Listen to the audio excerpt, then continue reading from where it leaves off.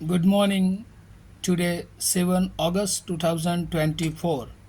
Wisdom of Word of God morning ડિવોશનમાં ફરી એકવાર આપનો આવકાર કરું છું.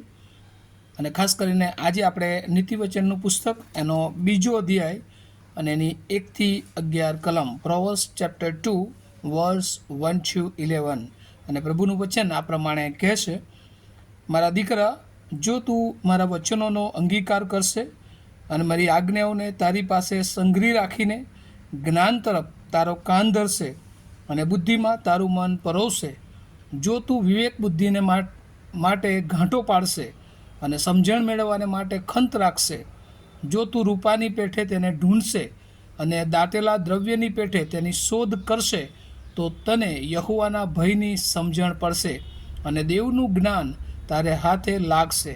કેમ કે યહોવા જ્ઞાન આપે છે, તેના મુખમાંથી વિદ્યા તથા બુદ્ધિ નીકળે છે. તે યથાર્થીઓને માટે ખરું જ્ઞાન સંગ્રહ કરી રાખે છે. પ્રમાણિકપણાથી વર્તનારને તે ઢાલરૂપ છે, જેથી તે ન્યાયના રસ્તાની સંભાળ રાખે અને પોતાના ભક્તોના માર્ગનું રક્ષણ કરે. ત્યારે તું નેકી, ન્યાય તથા ઇન્સાફને, હા, તું દરેકને સુમાર્ગને સમજશે. તારા હૃદયમાં જ્ઞાન પ્રવેશ કરશે અને વિદ્યા તારા મનને ખુશકારક લાગશે. વિવેક બુદ્ધિ તારા પર ચોકી કરશે, બુદ્ધિ તારું રક્ષણ કરશે.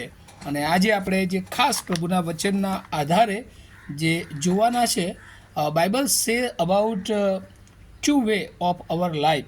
The first is the way of righteous and the second is the way of evil.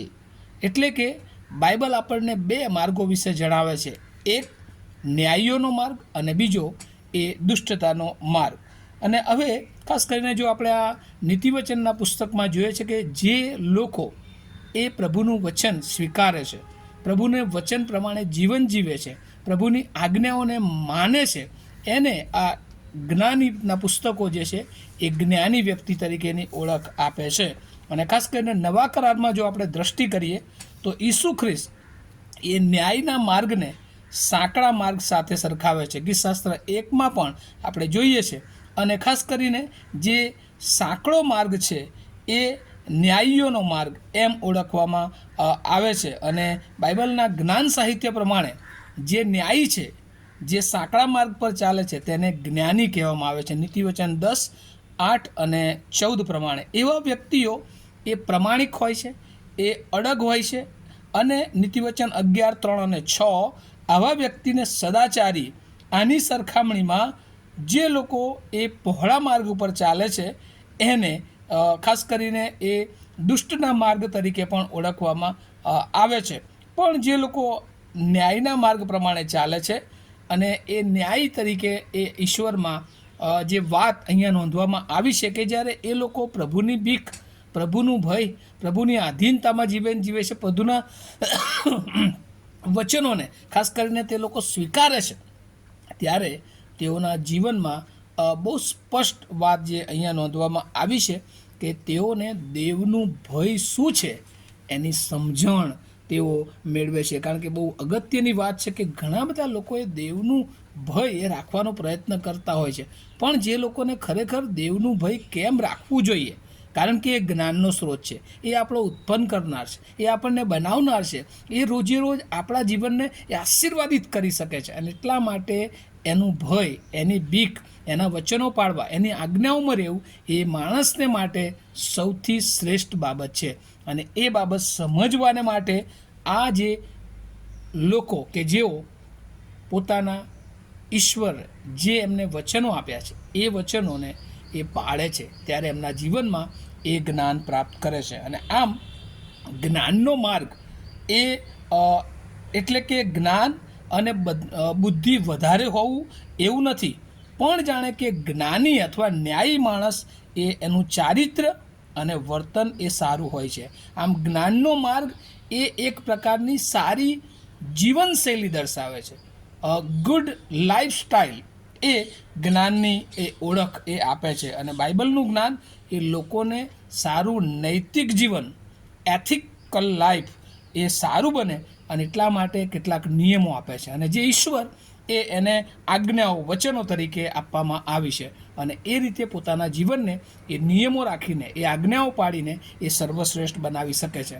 અને જૂના કરમાં આપણે જોઈએ છે કે જે મૂસાના નિયમો છે એની સાથે આ કેટલાક વચનો એ સામ્યતા ધરાવે છે. અને બાઇબલના જ્ઞાનનો ઉપયોગ એટલા માટે થાય છે કે જેથી જે લોકો એ જ્ઞાનને સંપાદન કરે એમનું ચારિત્ર્ય, એમનું એટીટ્યૂડ, એમનું વલણ, એમનું બિહેવિયરમાં એ સુધારો આવે અને એ આ બધામાં તેઓ દેવનું ભય એ રાખે અને દેવના ભયમાં ચાલી શકે.